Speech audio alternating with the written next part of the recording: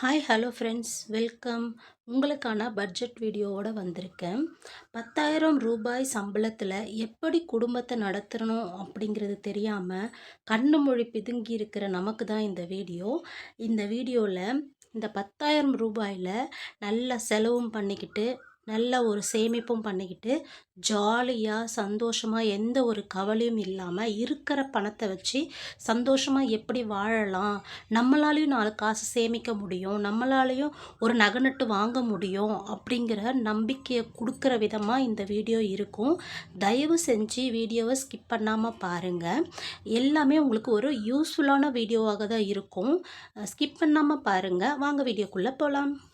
நம்ம எடுத்து வைக்கக்கூடிய ஒரு பணம் என்ன எதுக்கு அப்படின்னா சேவிங்ஸாக தான் இருக்கணும். அதே மாதிரி தான் நீங்கள் 10,000 ரூபாய் சம்பாதிச்சாலும் அதுலேயும் நீங்கள் பண்ணக்கூடிய ஒரு விஷயம் ஃபஸ்ட்டு சேமிப்பு. அது நீங்கள் நகையாகவும் சேமிக்கலாம், மாதம் மாதம் நகை சீட்டு கட்டி அதையும் நீங்கள் சேமிக்கலாம். அப்படி இல்லை எங்களுக்கு நகை சீட்டு வேணாம், காசு தான் வேணும் அப்படின்ற பட்சத்தில் ஆர்டி பேங்க்கில் போயிட்டு ஆர்டி கட்டினீங்க அப்படின்னாலும் அது ஒரு வருஷம் கழித்து உங்கள் கைக்கு வரும். அப்படி இல்லை அவ்வளோலாம் எங்களால் சிரமப்பட முடியாது, நாங்கள் வீட்டு பக்கத்துலேயே சீட்டு போட்டுக்கிறோம், குலுக்கல் சீட்டு இல்லை ஏல சீட்டு அந்த மாதிரி ஏதாவது சீட்டு கட்டிக்கிறோம் அப்படின்னாலும் நீங்கள் பண்ணிக்கலாம். இது மூணுமே உங்களுக்கு பெஸ்ட் ஆப்ஷன்ஸ் தான். இந்த மூணும் எவ்வளோ, அந்த 10,000 ரூபாயில் நீங்கள் எவ்வளோ கட்டுறீங்க அப்படின்னா 1,500 ரூபா. ஃபஸ்ட்டு நீங்கள் எடுத்து வைக்க வேண்டிய காசு இந்த 1,500 ரூபா நீங்கள் சேவிங்ஸ் பண்ணக்கூடிய ஒரு காசாக தான் இருக்கணும். சரிங்களா? அப்படி எடுத்து வைக்கிற பட்சத்தில் மாதம் 1,500 அப்படிங்கிற பட்சத்தில் ஒரு வருஷம் கழித்து உங்கள் கையில் நகையாகவோ பணமாகவோ உங்கள் கையில் இருக்கும். அந்த டைமில் உங்களுக்கு அதை பார்க்கும்போது பெரிய காசாக உங்ககிட்ட இருக்கும். அப்படி இல்லைன்னா நம்மக்கிட்ட ஒரு தங்கம் இருக்குது, ஒரு குண்டுமணி தங்கமாவது நம்மக்கிட்ட இருக்குங்கிற ஒரு ஃபீலிங் உங்களுக்கு வரும். ஸோ கண்டிப்பாக இதை தவறாமல் ஃபஸ்ட்டு சேவிங்ஸ் பண்ணுங்கள். பேலன்ஸ் செலவுகளை எப்படி பிளான் பண்ணலாம் அப்படிங்கிறத நான் சொல்கிறேன். அடுத்தது என்ன அப்படின்னா வாடகை. வாடகை வந்து 2,000 ரூபாய்க்கு கூட வாடகைக்கு வீடு கிடைக்குது. அதாவது ஓடு போட்ட வீடு, ஷீட் போட்ட வீடு, அதுக்கப்புறம் தளம் போட்ட வீடுங்களே சின்ன சின்ன வீடுங்கள்லாம் இப்போ கட்டி வாடகைக்கு விடுறாங்க. ஸோ அந்த மாதிரி வீடு பார்த்துக்கோங்க. ஏன்னா நம்ம வருமானத்துக்கு ஏற்ற மாதிரி தானே நம்ம செலவையும் பார்க்கணும். ஸோ அதுக்கேற்ற மாதிரி வீடு பார்த்துக்கோங்க. அடுத்தது மளிகை சாமான். மளிகை சாமான் வந்து 1,500 ரூபான்னு போட்டிருக்கேன். அந்த 1,500 ரூபாய்க்குள்ளே எல்லா பொருளையும் வாங்கணும் அப்படின்னா பக்கத்தில் உள்ள கடைகளுக்கெல்லாம் போகாதீங்க. ஹோல்சேல் கடையாக பார்த்து நீங்கள் பர்ச்சேஸ் பண்ணுங்கள். அந்த மாதிரி ஹோல்சேல் கடையாக பார்த்து வாங்கும்போது பொருளும் தரமாக இருக்கும், காசும் கம்மியாக இருக்கும், நமக்கு தேவையான எல்லா பொருட்களையுமே வாங்கிட்டு வரலாம். அடுத்தது அரிசி. அரிசி வந்து 600 போட்டிருக்கேன். என்னக்கா 600 ரூபாய்க்கு எங்கே அரிசி கொடுக்குறாங்க அப்படின்னா, இது வந்து நான் ஒரு மாதத்துக்கு தான் சொல்லியிருக்கேன். ஒரு மாதத்துக்கு நீங்கள் 600 எடுத்து வச்சிங்க அப்படின்னா 2 மாதம் சேர்க்கும்போது உங்களுக்கு 1,200 வரும். அந்த மாதிரி 1,200 கொடுத்து நீங்கள் வாங்கிட்டீங்க அப்படின்னா கண்டிப்பாக எப்படினாலும் 2 மாதத்துக்கு கண்டிப்பாக குறையாமல் வரும். இடையில வந்து நீங்கள் ரேஷனில் போடுற அரிசி, பச்சரிசி, புழுங்கல் அரிசி எல்லாம் இட்லிக்கு யூஸ் பண்ணிக்கோங்க, பொங்கல் போட்டுக்கோங்க. அந்த மாதிரி ஏதாவது ரெசிபிஸ் எல்லாம் நீங்கள் பண்ணிக்கிட்டீங்க அப்படின்னா அரிசி கம்பல்சரி 2 மாதத்துக்கு கண்டிப்பாக வரும். ஸோ ஒரு மாதத்துக்கு 600 இன்ட்டு 2 மாதம்னு போடும்போது 1,200 ரூபா. அந்த மாதிரி தனியாக எடுத்து வைங்க, எடுத்து வச்சு பழகுங்க. அந்த மாதிரி எடுத்து வச்சிங்கன்னா அடுத்த மாதம் சேர்த்து வாங்கிக்கலாம். ஸோ அந்த மாதிரி பண்ணுங்கள். செலவு பால். பால் வந்து 1/2 லிட்டர் 24 ரூபா, 24 ருபீஸு. ஸோ அப்படி பார்த்தீங்கன்னா ஒரு மாதத்துக்கு 700 ரூபா. ஸோ 700 ரூபா எடுத்து வைங்க. அதுக்கு அடுத்தது கேஸுக்கு 450 ரூபா போட்டிருக்கேன். என்னக்கா 900 ரூபா விற்கிது, நீங்கள் 450 ரூபான்னு போட்டிருக்கீங்களேன்னு கேட்காதீங்க. ஒரு மாதத்துக்கு நான் 450 ரூபா எடுத்து வச்சுருக்கேன். ஸோ 2 மாதத்துக்கு பார்க்கும்போது 900 ரூபா. கண்டிப்பாக நம்மளால் வந்து 2 மாதத்துக்கு குறையாமல் கேஸை யூஸ் பண்ண முடியும். 3 நேரமும் சமைச்சிக்கிட்டு 3 நேரமும் கிச்சனில் நின்றுக்கிட்டு எல்லாத்தையும் செலவு பண்ணிக்கிட்டு இருக்காதீங்க. ஒரு நேரம் குழம்பு வச்சுக்கிட்டு 2 நேரம் யூஸ் பண்ணிக்கோங்க. அந்த மாதிரியெல்லாம் நீங்கள் சிக்கனம் பண்ணலாம் கேஸில்.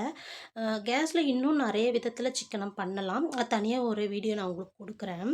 சரிங்களா? ஸோ அந்த மாதிரி ஒரு மாதம் 450 ரூபான்னு எடுத்து வச்சு அதை 2 மாதத்துக்கு நீங்கள் யூஸ் பண்ணும்போது ஒரு கேஸ் வாங்கிக்கலாம். அடுத்தது வெஜிடபிள்ஸ்க்கு வந்து 600 ரூபா போட்டிருக்கேன். அதாவது மாசத்துல 4 வாரம் இல்லையா? ஸோ 1 வாரத்துக்கு ரூ. 150ன்னு சொல்லி போட்டிருக்கேன். ஸோ 4 வாரத்துக்கு ரூ. 600. அ இப்போ ரூ. 150க்கு 1 வாரத்துக்கு காய் போதுமானா, கண்டிப்பா போதுங்க.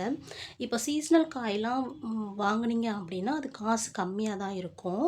இப்ப எனக்கு தெரிஞ்சு நான் எல்லா ஏரியாலுமே வந்து இந்த பாக்கெட்ல காய் விப்பாங்கல்ல, கூர்காய், அதுக்கப்புறம் ரூ. 20க்கு ஒரு கொஞ்சம் காய் போட்டு பாக்கெட்ல விப்பாங்க இல்லையா? மார்க்கெட் சைட்லலாம். ஸோ அந்த மாதிரி காய்கறிகள் நல்லா ஃப்ரெஷ்ஷாவே இருக்கு. ஸோ அந்த மாதிரியான காய்கறிகள நீங்க வாங்கிக்கோங்க. ஒரு 5 காய்கறி வாங்குனீங்க அப்படின்னா ரூ. 100 தான் வரும். சரிங்களா? ரூ. 20 ஒரு காய்னா 5 காய் வாங்குனீங்கன்னா ரூ. 100 தான். அப்போ ரூ. 50க்கு தக்காளி, வெங்காயம் அந்த மாதிரி வாங்கி வச்சுக்கோங்க.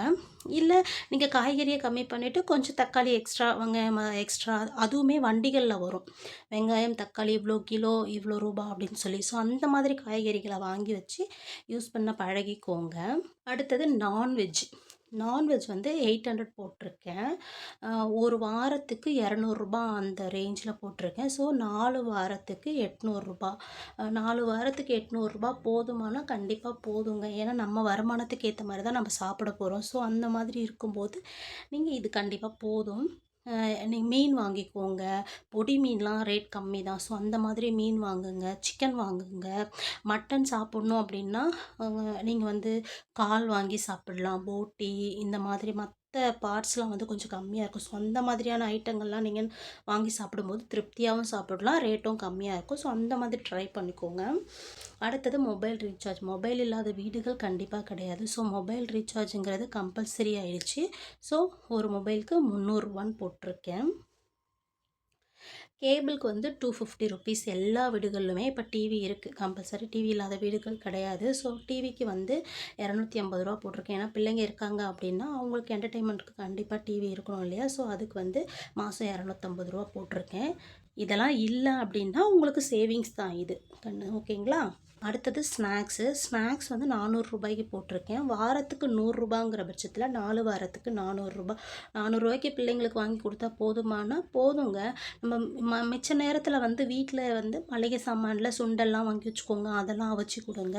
ரேஷன்ல கிடைக்கிற பச்சரிசியெல்லாம் திரிச்சு வச்சுக்கோங்க. அதில புட்டு, கொழுக்கட்டை அந்த மாதிரி பண்ணி கொடுங்க. ராகி மாவு வாங்கி வச்சுக்கோங்க. அதில ஸ்நாக்ஸ் செஞ்சு கொடுக்கலாம். ஸோ அந்த மாதிரி நம்மளும் வீட்ல கொஞ்சம் ஸ்நாக்ஸ் செஞ்சு கொடுக்கும்போது செலவுகள் வந்து கம்மியாகும். நம்ம ஏதாவது ஒரு ஸ்டெப் எடுத்தா தான் நம்மளால பணம் சேர்க்க முடியும் அப்படிங்கிற பட்சத்தில கண்டிப்பா நம்ம அந்த ஸ்டெப்ஸ் எல்லாம் எடுத்து தான் ஆகணும். அந்த மாதிரி நீங்க ட்ரை பண்ணுங்க. எமர்ஜென்சி ஃபண்டுன்னு கண்டிப்பா ஒவ்வொரு வீட்லயுமே இருக்கணுங்க. ஏன்னா நமக்கு திடீர்னு எந்த நேரத்தில எந்த செலவு வரும் நமக்கு தெரியாது. ஸோ அந்த நேரத்தில யார்கிட்டயும் போய் நம்ம கைக்கு ஏந்த வேண்டிய அவசியம் இருக்காது. ஸோ அதனால எமர்ஜென்சி ஃபண்டுங்கிறது ரூ. 500 நீங்க எடுத்து வைங்க. எடுத்து வைக்கும்போது சுவாமிகிட்ட நல்லா வேண்டிக்கிட்டு எடுத்து வைங்க. இந்த பணத்துக்கு செலவு வரக்கூடாது அப்படின்னு சொல்லி நீங்க எடுத்து வைங்க. கண்டிப்பா அதுக்கு வராது. அது வந்து அந்த அப்படி வராத பட்சத்தில அந்த ரூ. 500ங்கிறது வந்து நெக்ஸ்ட் மந்த்துடைய சேவிங்ஸா தான் மாறும். ஸோ நெக்ஸ்ட் மந்த் இந்த காசை எடுத்து ஒரு உண்டியல்ல போட்டு வச்சுக்கோங்க. இல்ல சாரி எல்லாம் வச்சிருக்கீங்கன்னா, அதுக்கு அடியில எடுத்து இந்த ரூ. 500 வச்சுடுங்க. அது நெக்ஸ்ட்டு உங்களுக்கு ஏதாவது எமர்ஜென்சிக்கோ, இல்ல வருஷத்துக்கு கடைசியிலயோ நீங்க ஏதாவது ஒரு பொருள் வாங்குறீங்களோன்னும்போது, அந்த காசு வந்து உங்களுக்கு பெருசா உதவும். சரிங்களா? இது வந்து இயர் எண்ட்லயும் இந்த காசை நீங்க தொடாம இருந்தீங்க அப்படின்னா, இயர் எண்ட்லயும் இதுவும் ஒரு ஃபண்டா இருக்கும். ஸோ இந்த காசு நீங்க கோல்டுக்கோ, இல்ல வேற எதுக்கோ சேர்த்து வைக்கும்போது, அதோட நீங்க ஆட் பண்ணும்போது, அதுவும் பெரிய பணமா உங்க கைக்கு தெரியும். ஸோ நான் சொல்லியிருக்க இந்த மெத்தட்ல கம்பல்சரி பட்ஜெட் போட்டு நீங்க செலவு பண்ணி பாருங்க. பார்த்துட்டு அது உங்களுக்கு எவ்வளோ யூஸ்ஃபுல்லா இருக்குங்கிறத கமெண்ட்ஸ்ல சொல்லுங்க. ஸோ நீங்க டோட்டலா பட்ஜெட் போட்டு பார்க்கும்போது எவ்வளோ வந்திருக்கு அப்படின்னா, ரூ. 10,000 உங்க கையில இருக்கு அப்படின்னா, ரூ. 9,600 இப்போ நம்ம பட்ஜெட் போட்டோம். ஸோ பேலன்ஸ் எவ்வளோ இருக்கு? ரூ. 400 இருக்கு. இந்த ரூ. 400 என்ன பண்ணோம்? யாருக்கு இந்த ரூ. 400 அப்படின்னா, யாருக்கு? நமக்கு தான். இவ்வளோ கஷ்டப்பட்டு நம்ம குடும்பத்துக்காக பட்ஜெட் போட்டு எவ்வளோ பிளான் பண்ணி பண்ணுறோம். இந்த ரூ. 400 கூட நமக்கு இல்லைன்னா எப்படிங்க? ஸோ இந்த ரூ. 400 எடுத்து நம்ம வச்சுக்கலாம். இந்த மாதிரி நீங்க பட்ஜெட் போட்டு பண்ணுங்க.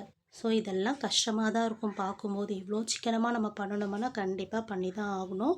ஸோ இதை ட்ரை பண்ணி பாருங்கள். ஃபஸ்ட் டைம் பண்ணும்போது கஷ்டமாக இருக்கும். செகண்ட் டைம், தேர்ட் டைம் பண்ணும்போது கண்டிப்பாக இது பெரிய யூஸ்ஃபுல்லான ஒரு விஷயமா இருக்கும்.